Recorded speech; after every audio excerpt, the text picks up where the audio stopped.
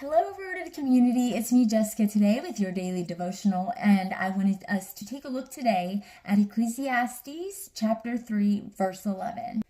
But before we get into verse 11, I want us to first look back at chapter 3, verses 2 through 8. King Solomon talks about there's a time and a season for everything under the sun.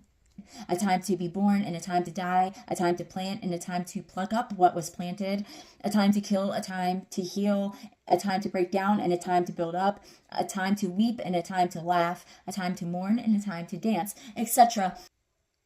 King Solomon is just basically talking about there's a time for everything. And then he goes through the opposites of each of the things. And now we can take a look at verse 11. Referring to God, verse 11 says, He has made everything beautiful in its time.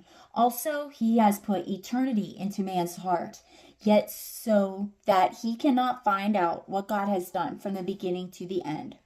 He has made everything beautiful in its time. Since we were talking about the time for everything, there's a time and a season for everything. So he's turned obviously something ugly into something beautiful. Also, he has put eternity into man's heart. We know that Jesus Christ is considered the author and the finisher of our faith, and the Alpha and Omega, first and last. I have a tattoo, Alpha and Omega.